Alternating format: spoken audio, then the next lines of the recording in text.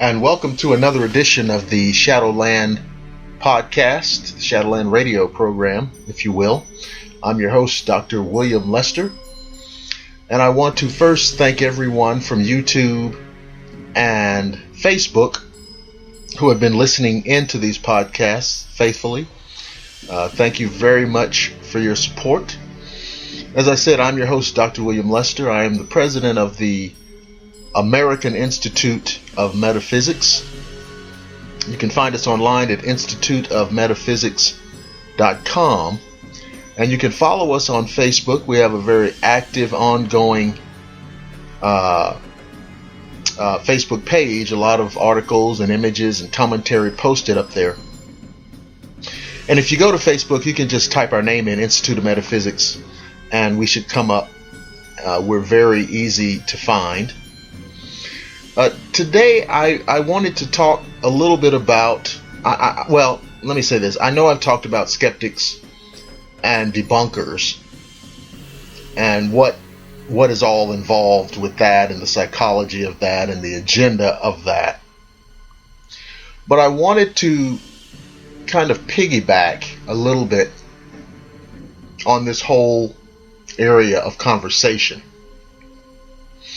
because it's something that is very much an integral part of research and investigation into almost every area of unexplained phenomena, whether you're talking about cryptozoology or UFOs or paranormal phenomena, what have you. This is something that I feel permeates every area of these fields of research and study. And one of the major reasons, I think, is because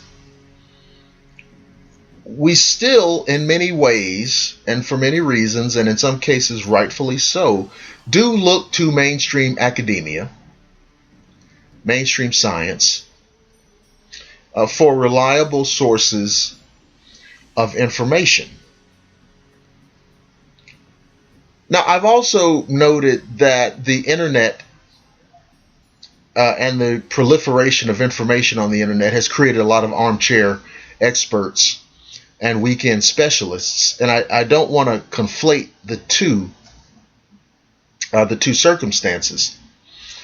But there is something going on, okay?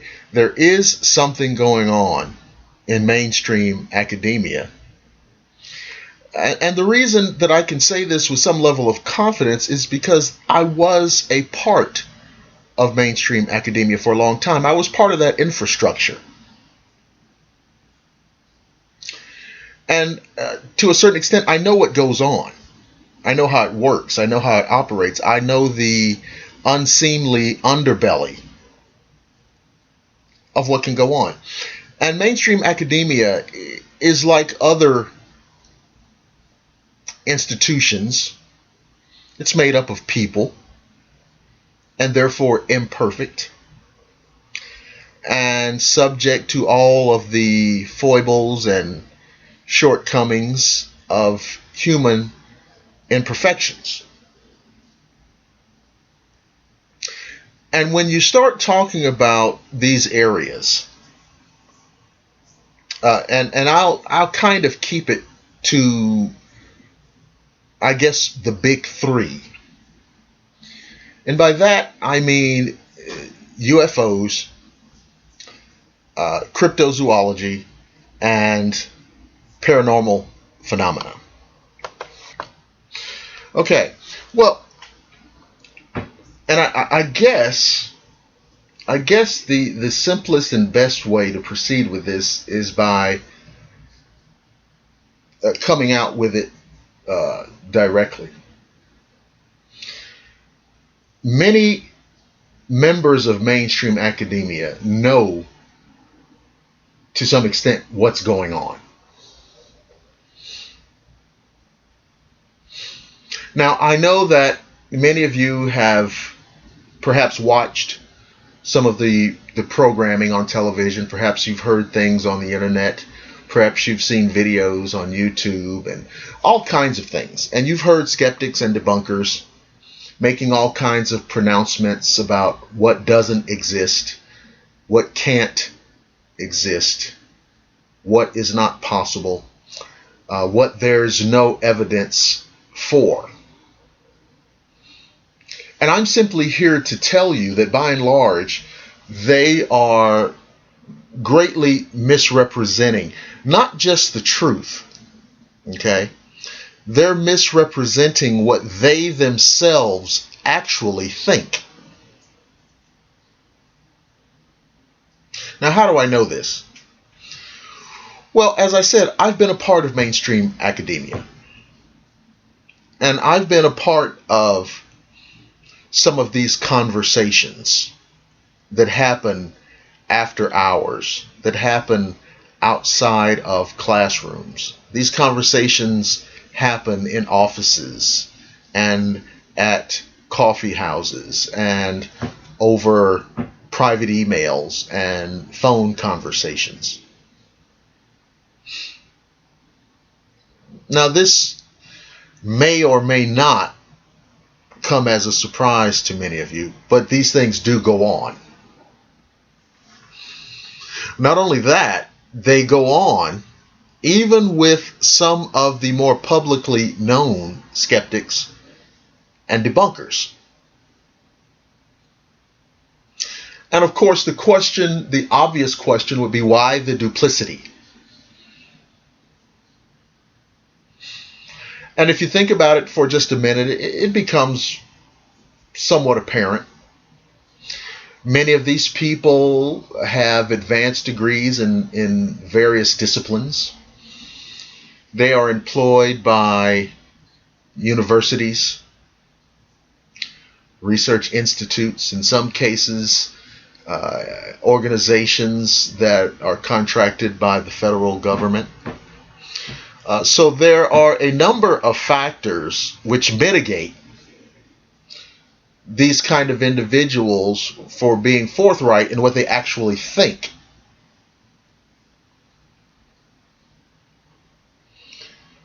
One of the things that, or one of the areas that I have commented on in some private conversations and am commenting on publicly, I think maybe for the first time, is something in the area of cryptozoology. And one of the key areas of cryptozoology is the issue of Bigfoot, Sasquatch, Yeti. There are a number of names. The nomenclature is large, mostly based on geography. It's a regional, a lot of regional nomenclature. What we call anomalous hominids, or hominoids, more correctly. But I have stated in private conversations that some biologists, some zoologists, some anthropologists that publicly deny the reality of such creatures, and in some cases vehemently deny even the possibility. And now, and let me stop here for a moment and draw a distinction. There are some who would state that it is possible yet unlikely, and there are some who just categorically state that it is not possible. And yet some of these individuals privately not only are certain that such creatures exist, but they are relatively confident in even identifying what they are. Now, that may surprise some of you. I'm saying to you that some of these academic professionals not only know that it's real, but they know what they are, or they have a reasonable idea. They have a workable theory of what these things may be. I don't know if I've mentioned it before on one of the earlier podcasts, but the theory that is going around in that community is that these creatures are a form, a derivative of Gigantopithecus. I almost slipped and said Australopithecus. That's something quite different. But they think it is a derivative of Gigantopithecus, which, of course, we have well established in the fossil records. Now, I will leave it to you to look up Gigantopithecus for yourself. But I will go ahead and tell you that when you do, you will discover, to your surprise, that the Gigantopithecus is in almost every way, shape, and form relatable to the mystery ape, the anomalous hominoid conundrum. There's almost a point-for-point correspondence. Therefore, the real linchpin in the question would simply be one of survival. Did this species survive what we initially imagined was an extinction? Now, I'm not going to rehash all of the examples of species that we thought were extinct and subsequently learned are not, because they are varied and they are many. And I think most of you out there know that that's the case. So once you get over that hurdle, this question of these creatures starts becoming easier and easier to kind of unravel. Now, there are questions and mysteries, to be sure, but most of these questions go unanswered because these same professionals refuse to engage in a public analysis of the issue. And you must remember, careers are hanging in the balance. We're talking about educators, scientists, professors with tenures and research grants and all kinds of things weighing against them disclosing what they've privately known for decades.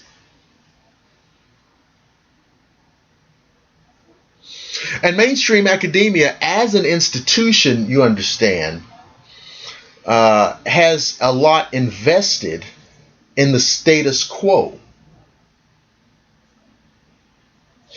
If you make certain pronouncements year after year, decade after decade, it becomes more and more difficult to rebut that, to do a 180, to say, okay, we've said this for a long time, but it's not true. The longer the lie endures, the more difficult it is for the truth to come forth. But I'm telling you that many of these people know that it's real. And in their world, it's simply easier, it's simply more expedient, it's simply more convenient to parrot the party line. And that way, nothing that they hold dear is ever placed in jeopardy. The only thing they've really sacrificed is intellectual integrity. And as you know, that doesn't pay the bills.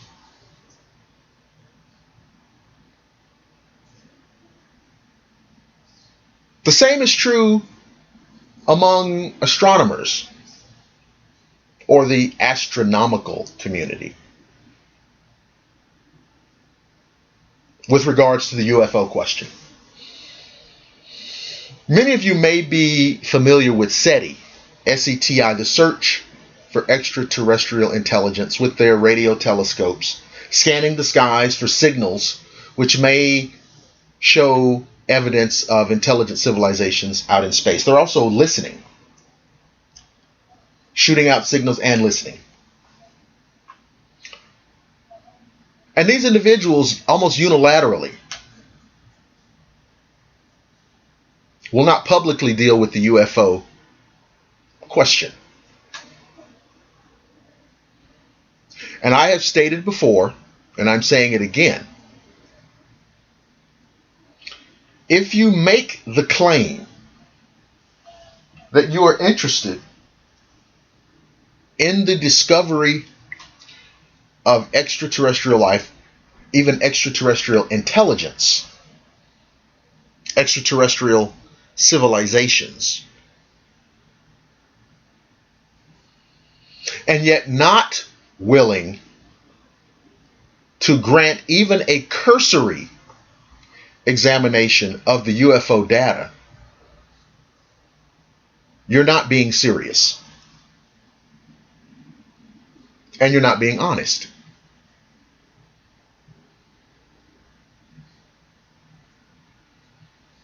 Partly because I think you and I both know, okay, we know that if technologically advanced beings, aliens, are coming here in advanced spacecraft, we really don't need SETI, do we? Now think about that for a minute. If they are coming here, we don't need SETI. So a lot of the reactions to UFOs that we see coming from this community are simply indicative of a feeling of self-preservation. Job justification. And to a degree that is something that can perhaps be understandable. Who's going to stand up and say that my job is obsolete? You don't need me anymore. I'll go home. Well, nobody. Now, it doesn't serve the larger public good, but I think one would be naive to think that that is the determining factor.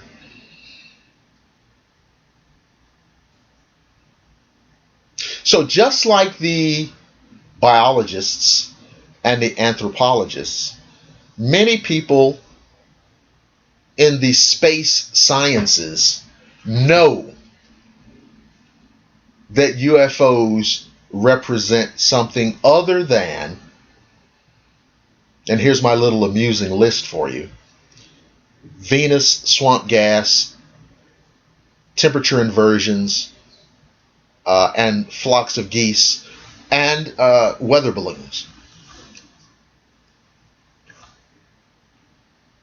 They know that's something real. They know that the extraterrestrial application may be the most reasonable.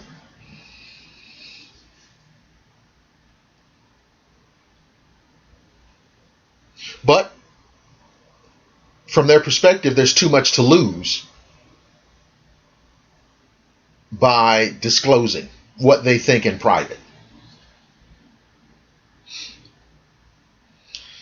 So this is something that you have to understand when you're dealing with those people who are, quote, on the other side of these issues.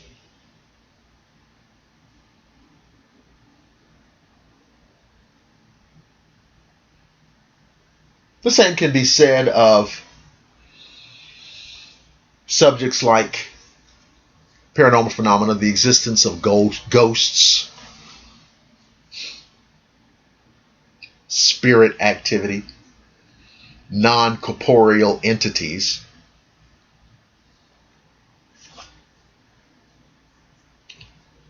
The physicists, people in medical sciences, many of them know that there is something to that question.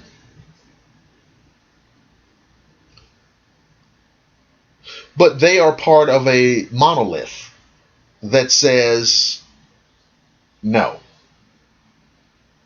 And very few of them are willing to step outside of the box, to color, if you will, outside of the lines, to state otherwise.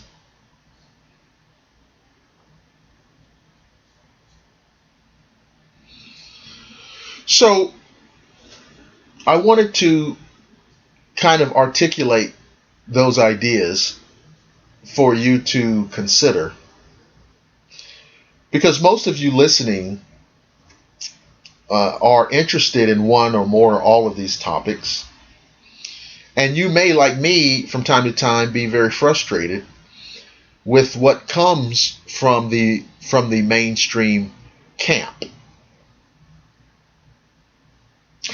And you can take some comfort in the knowledge that many of them,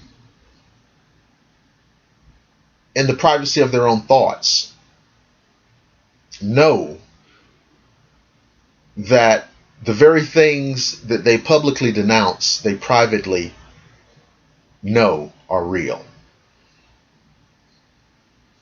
I'm Dr. William Lester, and I want to thank you for listening, and I promise that I will see you on the flip side.